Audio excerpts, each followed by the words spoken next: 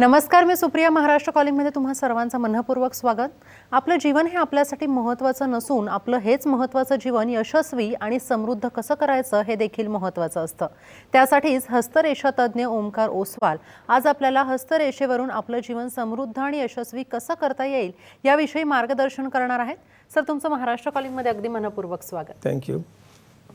ओमकार ओसवाल हे पुण्यातील प्रसिद्ध हस्तरेषा तज्ज्ञ आणि अंकशास्त्रज्ञ आहेत. गेली 25 वर्ष सर त्यांच्याकडे कन्सल्टिंगसाठी येणाऱ्या लोकांना मार्गदर्शन देखील देत आहेत.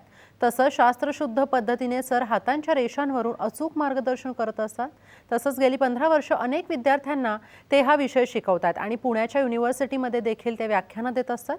तुम्हाला जर आजच्या विषयासंदर्भात काहीही प्रश्न किंवा तुमच्या मनात काहीही शंका असेल, तुम्ही आम्हाला जरूर फोन करू शकता. त्यासाठी आपल्या साम टीव्हीच्या स्टुडिओचा क्रमांक आहे 022-6684-3333. इथे फोन करून तुम्ही सरांशी थेट संवाद साधू शकता. सराचा जो आपला विषय आहे हस्तरेषेवरून खरं तर आपल्या आयुष्यामध्ये आपण आपलं आयुष्य सुखी, समृद्धी, यशस्वी कसं करू शकतो हे खरं तर जाणून घेणार आहोत आपण तुमच्या मार्गदर्शनाखाली. सर, हस्तरेषा जी आहे त्याच्याविषयी शास्त्रानं काय सांगून ठेवलंय? कारण खूप पूर्वापार आलेली ही गोष्ट आहे, फार जुनी ही महत्त्वाची अशी आपल्या शास्त्रामध्ये सांगितलेली गोष्ट आहे. काय सांगाल सर याविषयी?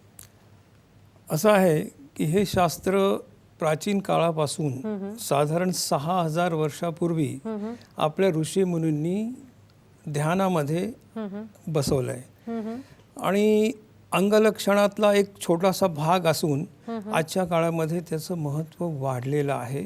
कारण हा मेंदूचा ग्राफ आहे. बरोबर. सुरुवातीच्या काळामध्ये आपलं शास्त्र बाहेर जाऊन प्रगत झालं. बरोबर.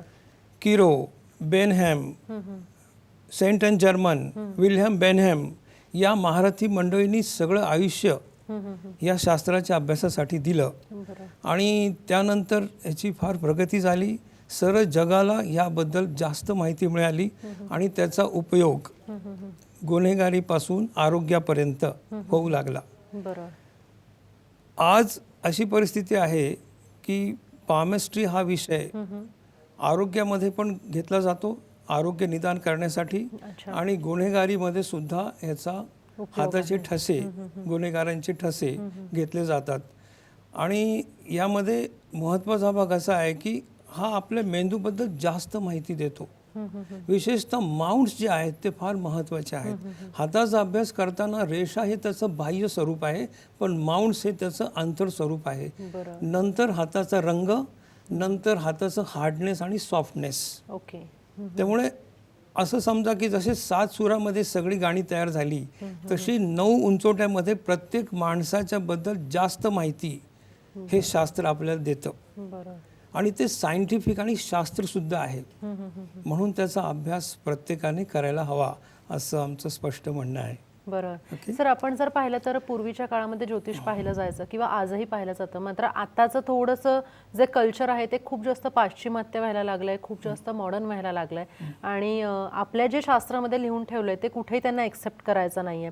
अशा वेळेला आत्ताची जी आपण पिढी बघतोय ती पुन्हा एकदा कुठेतरी या शास्त्राकडे वळायला लागली आहे. त्याच्यामुळे आत्ताच्याही काळामध्ये हस्तरेषेला फार महत्त्व सर प्राप्त झालं. याविषयी सर काय सांगाल की आत्ताच्या काळामधलं महत्त्व काय आहे? पामेस्ट्रीमध्ये बॉडी लँग्वेज हा जो भाग आहे तो फार महत्त्वाचा आहे. बरोबर. ज्या एखाद्या माणसाशी आपण बोलतो, त्याच्याशी संवाद करतो, तेव्हा आपण त्याला ओळखायचा प्रयत्न करत असतो की हा माझा मित्र, माझी मैत्रीण, ह्याच्याशी काय डीलिंग करायचं असेल, तुमचं व्यवहार करायचा असेल, मैत्री करायची असेल तर तो किती खरं बोलतोय, किती खोटं बोलतोय, त्याचे हावभाव, त्याचे डोळे, त्याचे एक्सप्रेशन, ह्याच्याबद्दल पामेस्ट्रीमध्ये जास्त डिटेल्स दिलेले आहे. ओके. आणि हे उंचवटे सांगतात. जसं एक उदाहरण देतो मी. शाळेमधले 7 विषय, प्रत्येक विषयाचा अभ्यास आपल्याला करायला लागायचा. बरोबर. काही मुलं गणितामध्ये हुशार होती, ते 12वी नंतर सायन्सला गेली. काही मुलं भाषेमध्ये हुशार होती, ते आर्ट्सला गेली. पण अभ्यास सगळ्या विषयाचा एकत्र करावा लागला आणि पर्सेंटेज एकत्रच मिळालं त्यांना. तसंच आपल्या हातावर हे जे माउंट्स आहेत ते फार महत्त्वाचे आहेत. जन्मताच काही माउंट्स प्लस म्हणजे चांगले असतात आणि काही माउंट्स बिघडलेले असतात आणि काही सपाट असतात आणि त्या सर्वांचा एकत्रित परिणाम आपल्यावर होत असतो. हे फार महत्त्वाचं आहे. आणि प्रत्येक माउंट्सचं एक गुणधर्म आहेत, काही कॅरेक्टरिस्टिक्स आहेत. जसं प्रत्येक रंग वेगळा, पण 2 रंग एकत्र केले की तिसरा रंग दिसतो. तयार होतो. बरोबर. तसंच 2 माउंट्स एकत्र झाले की त्याचा वेगळा इफेक्ट त्या माणसाच्या व्यक्तिमत्वामध्ये दिसतो. उदाहरणार्थ गुरु म्हणजे पहिलं बोट, महत्वाकांक्षा. गुरु म्हणजे ॲम्बिशस. बरोबर. ज्यांच्या हातामध्ये गुरु प्रधान असतो ती माणसं अतिशय महत्वाकांक्षी असतात, ॲम्बिशस असतात. माणसं जोडतात, माणसामुळे मोठी होतात. For the people, by the people, with the people. Teacher, best adviser. बरोबर. त्यांच्या हातामध्ये पहिलं बोट तुम्हाला नॉर्मलपेक्षा उंच दिसतं. अच्छा. गुरुचा उंचवटा प्रभावी दिसतो. पहिल्या बोटाच्या खाली ह्या पोर्शनमध्ये गुरुचा उंचवटा आहे. ओके. मेन लाईन्स गुरु उंचवट्यावरनं उगम पावतात किंवा तिथे विराम पावतात. त्यामुळे त्याचं करिअर, त्याची मानसिकता त्या गुरु उंचवट्याने घडवली जाते, कारण तो प्रधान आहे. बाकी उंचवटे त्याला सपोर्ट करतात. उदाहरणार्थ दुसरा उंचवटा आहे शनी. हे मधलं बोट शनीचं आहे. बरोबर. तो जर प्रभावी असेल तर त्याचा वेगळा ॲस्पेक्ट पामिस्ट्रीमध्ये दिलेला आहे. नॉर्मली गुरुची माणसं 5-5.5 फूट असतील तर शनीचा माणूस 6 फूट उंच जातो. अरे बरोबर. कमी बोलणारा, थोडासा इंट्रोवर्ट, एकांतवास आवडणारा, पण अतिशय खोलात जाऊन विचार करणारा, फिलॉसॉफर, पैशाचं अतिशय जास्त आकर्षण आणि त्यासाठी वाटेल ते श्रम करण्याची तयारी. त्यामुळे शनी प्रधान माणसं समजून घ्यायला फार अवघड असतात, परंतु त्यांची किंमत किंवा त्यांचं कर्तृत्व त्यांच्या उत्तरार्धामध्ये जास्त प्रकारे दिसतं. त्यामुळे गुरु आणि शनी हे 2 उंचवटे एकदम वेगळे आहेत, पण शेजारी शेजारी बोट आहेत. बरोबर. तिसरं जे बोट आहे त्याच्या खाली रवी उंचवटा आहे. रवी म्हणजे सूर्य. तसं रवी उंचवटा प्रभावी असेल तर माणसाचं कर्तृत्व, त्याची प्रतिष्ठा, त्याचं मान, त्याचा लौकिक रवी उंचवट्याने वाढला जातो. जसं सूर्याचा प्रकाश आपल्या अंगावर पडला की आपण चकाकून जातो की नाही, तसं रवी अनुकूल असेल तर तुमची प्रतिष्ठा, तुमचं गुडविल, तुमचं मेरिट, बक्षीस मिळणारी माणसं, मेरिटमध्ये येणारी मुलं, त्याच्याबद्दल एक चांगलं मत तयार होतं आपल्या मनामध्ये की हा मुलगा, ही मुलगी चांगली आहे. म्हणजे समाजात एक प्रतिष्ठित अशी त्यांची इमेज तयार होते. अगदी बरोबर बोलला तुम्ही.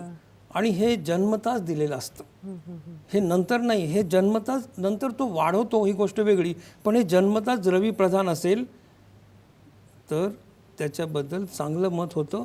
उताराचा रस्ता त्याला सापडतो, सहज घडत जातं त्याच्या आयुष्यामध्ये. पण तो शनी प्रधान असेल तर त्याला स्ट्रगल लाईफ मिळतं, उत्तरार्धामध्ये यश मिळतं, सुरुवातीला त्याला स्ट्रगल करावा लागतो. चौथा उंचवटा आहे बुधाचा उंचवटा. बुध म्हणजे काय? मर्क्युरी. बुधाची माणसाची उंची बुधाच्या बोटासारखीच कमी दिसते, पण एक वाक्य असं आहे, बोलण्यामध्ये फरडा, रंग बदलण्यास सरडा. म्हणजे काय? अतिशय नाटकी, हुशार, वाणीचा कारक असल्यामुळे अतिशय बडबडी आणि बोलण्यामध्ये त्यांचं वक्तृत्व आणि त्यांचं विल पॉवर दिसतं. आणि ते बोलताना समोरच्या माणसाला कॅप्चर करतात. आणि व्यवसायामध्ये, बोलण्यामध्ये, व्यापार वृत्ती आणि माणसाचं अचूक विश्लेषण त्यांना करता येतं. बुध प्रधान हे फार महत्त्वाच्या गोष्ट आहे. आजच्या काळामध्ये बुधाची माणसं कमी श्रमामध्ये पुढे येताना दिसतात. असे एकेकाचे गुणधर्म एकत्रितरित्या आपल्या हातामध्ये काम करतात. काही उंचवटे चांगले असतात, काही बिघडलेले असतात, काही म्हणजे सर सपाट खरं तर असतात. आपण पाहायला गेलं तर या सगळ्याचं फार आपल्या आयुष्यामध्ये महत्त्व ठरतं. असे अनेक अजून ग्रह आहेत ज्याच्याविषयी आपल्याला माहिती जाणून घ्यायची. मात्र इथे आपण घेतो एक छोटासा ब्रेक. तुम्ही कुठे जाऊ नका, पाहत राहा महाराष्ट्र कॉलिंग.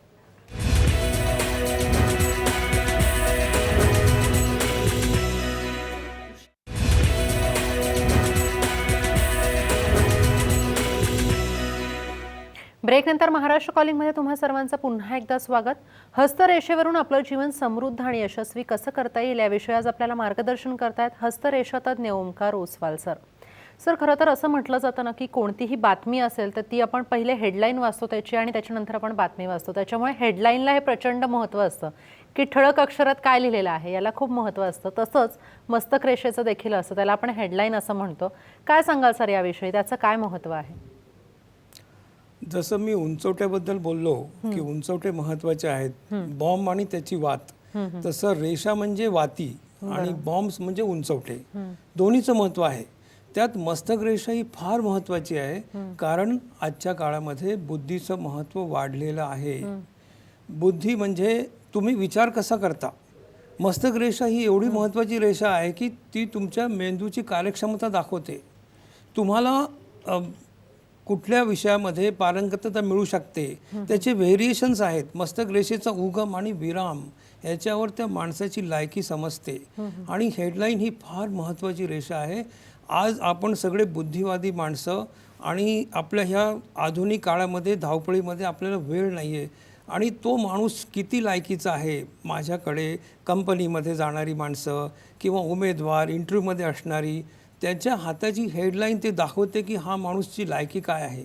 म्हणून हेडलाईन म्हणजे आपल्या बुद्धीची कार्यक्षमता, आपल्या मेंदूची कार्यक्षमता आणि व्यावहारिकता, तुम्ही प्रॅक्टिकली विचार कसं करता ह्याच्याबद्दल हेडलाईन मार्गदर्शन करते. आणि त्याचे व्हेरिएशन्स जे आहेत ते फार महत्त्वाचे आहेत. उदाहरणार्थ मस्तक रेषा जर चंद्रावर जात असेल, चंद्र खाली आहे इथे, खालच्या बाजूला उंचवटा आहे चंद्राचा. चंद्र म्हणजे कल्पना, चंद्र म्हणजे स्ट्रॉंग इमॅजिनेशन, चंद्र म्हणजे प्रवास, चंद्र म्हणजे फिकल ऑफ माइंड, द्विधा मनस्थिती, चंद्र म्हणजे पाणी. त्यात रोज जो रंग टाकावा तसा तो दिसतो. पण जर हेडलाईन सारखी महत्वाची रेषा चंद्रावर जात असेल तर त्याच्यामध्ये चंद्राचे सगळे गुणधर्म येतात. बरोबर. चंद्र म्हणजे भित्रेपणा पण आहे, द्विधा मनस्थिती आहे, त्यामुळे त्याला निर्णय घेता येत नाही. महत्त्वाचे निर्णयाच्या घेळी तो जरा माघार घेतो, त्याला समजत नाही, दोन्ही दगडावर पाय ठेवून चालतो आणि शेवटच्या क्षणी उडी मारतो. त्यामुळे ही माणसं महत्त्वाच्या कामामध्ये फिट नाही राहत, भित्रेपणामुळे मागे पडतात. ती हेडलाईन दाखवते की ही चंद्राकडे वळलेली हेडलाईन चांगली नाही आहे. कवी लेखक असतील त्यांच्यासाठी चांगलं आहे, परंतु नॉर्मल माणसासाठी आजच्या काळामध्ये, आजच्या व्यावहारिक युगामध्ये हेडलाईनचं महत्त्व फार आहे. मग सर ही जी हेडलाईन आहे, ही जी मस्तक रेषा आहे, ही कशी असावी सर? जसं तुम्ही Yes, म्हणालात की yes, जर ती it is चंद्राकडे true. वळणारी It is असेल nice. तर ती व्यवस्थित नाही असं आपण समजायचं. मात्र मग ती व्यवस्थित केव्हा असते? करेक्ट. असं आहे की हेडलाईनची दुसऱ्या पोझिशनमध्ये ती मंगळाकडे वळते. अच्छा. मंगळ एक शारीरिक मंगळ आणि मानसिक मंगळ असे दोन उंचवटे आहेत आपल्या हातामध्ये. त्यातलं जेव्हा ती मानसिक मंगळाकडे वळते तेव्हा ती जास्त प्रॅक्टिकल समजली जाते. तो माणूस जास्त व्यवहारी असतो. आपण म्हणतो ना, बाप दाखवणे ते श्राद्ध कर, म्हणजे काय की तो समोरच्या माणसावर पटकन विश्वास नाही ठेवत, तो पुरावा मागतो, जसं वकील आहे नाही का. व्यवहारी माणसं आजच्या काळामध्ये यशस्वी होताना दिसतात, कारण मंगळाचा उंचवटा म्हणजे फोर्स, मंगळ म्हणजे प्रतिकार. आणि जर ती हेडलाईन मंगळावर जात असेल तर तो माणूस शेवटपर्यंत त्याची मेमरी, त्याचं काम करण्याचं श्रम आणि बुद्धीचा भाग चांगला दिसतो. ओके. नक्कीच. तिसरा भाग ती बुधाकडे जाते, वरच्या बाजूला. ओके. बुध हा वरच्या बाजूला आहे, बुधाचं बोट.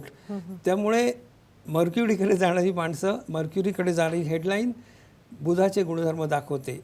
बुधाचे गुणधर्म काय आहेत? बुधाला आम्ही बिरबल म्हणले. बिरबलचं उदाहरण असं मी देतो की तो मुसलमान राजाच्या पदरी एक हिंदू मंत्री आयुष्यभर राहिला की ज्याला मारण्यासाठी रोज लोक टपलेली होती, पण त्याची वाणी, त्याची बुद्धिमत्ता, त्याला सरस्वती पुत्र म्हणले आम्ही. जेव्हा हेडलाईन सारखी महत्त्वाची रेषा बुधाकडे वळते तेव्हा ते समाजामध्ये यशस्वी होताना दिसतात. साम दाम दंड भेद सगळे वाटा, सगळ्या गोष्टी त्यांना समजतात आणि माणसाचं अचूक विश्लेषण ते करू शकतात. त्यामुळे ही माणसं आज व्यवहारामध्ये यशस्वी होताना दिसतात. हेडलाईनचं महत्त्व त्याच्या व्हेरिएशनवर आणि त्याच्या उगम आणि विराम स्थानावर महत्त्वाचं आहे. त्यामुळे हेडलाईन प्रत्येकाची कशी आहे हे पाहिल्याशिवाय पुढे जाता येणार नाही. बरोबर. सर, भाग्यरेषा आणि रविरेषा यामध्ये कोणाला जास्त महत्त्व द्यावं आणि ते पण का? असं आहे की आजच्या काळामध्ये भाग्यरेषा म्हणजे धनरेषा असं म्हणतात, पण तसं नाही आहे ते. आम्ही त्याला एनर्जी फोर्स म्हणतो की तुम्हाला काम करण्यासाठी पैसा पाहिजे रिटर्न्समध्ये. जसं लहान मुलाला सुद्धा 10 रुपये कळतात, त्याला 10 रुपये दिले की आनंद होतो, कारण त्याला माहिती आहे की ह्यातनं मला तो दुकानदार चॉकलेट देणार आहे. बरं. तसंच भाग्यरेषा प्रत्येक हातावर दिसते. भिकाऱ्याच्या हातावर पण भाग्यरेषा दिसेल तुम्हाला. त्यालाही विचार करावा लागतो की कुठल्या चौकात मी उभं राहिलं तर मला जास्त पैसे मिळतील. परंतु रवी रेषा म्हणजे त्याचं गुडविल, त्याची प्रतिष्ठा, त्याचं मान. जसं सूर्याचा प्रकाश पडला की आपण चकाकून जातो ना, तर रवी म्हणजे तुमचं गुडविल आहे. नंतर पैसा, आधी तुमचं नाव लौकिक. अच्छा. जसं आपण एखादी वस्तू घेताना विचारतोय कुठल्या कंपनीची आहे, ओरिजिनल आहे का डुप्लिकेट आहे, त्याला वॉरंटी किती आहे.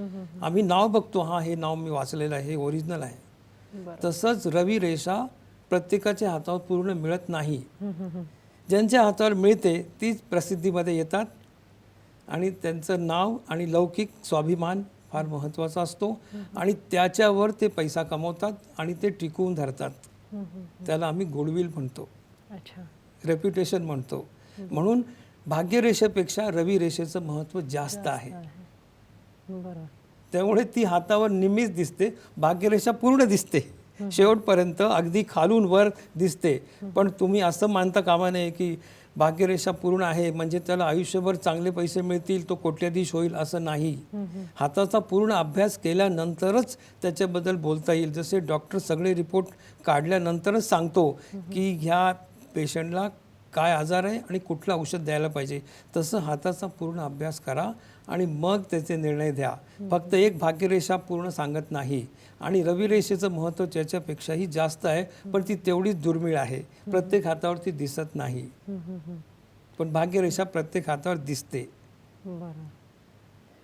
पुढचा भाग आहे रेषा कशा असाव्या, हे सुद्धा फार महत्त्वाचं आहे. जसे मी माउंट्सबद्दल बोललो, माउंट्स चांगले असावे, बिघडलेले असू नये, सपाट असू नये, तर तो आयुष्यभर त्या क्षेत्रामध्ये यशस्वी होताना दिसतो, त्याचं जे काही कार्यक्षेत्र असेल. तसेच रेषा पातळ असाव्या, खोल असाव्या, पूर्ण असाव्या. अच्छा. कारण सर असं काही वेळेला आपल्याला पाहायला मिळतं की खूप फिक्क्या असतात रेषा, ज्या हातावरच्या असतात, अगदी दिसतच नाही. तर जसं तुम्ही म्हणते की ते ठळक असाव्यात.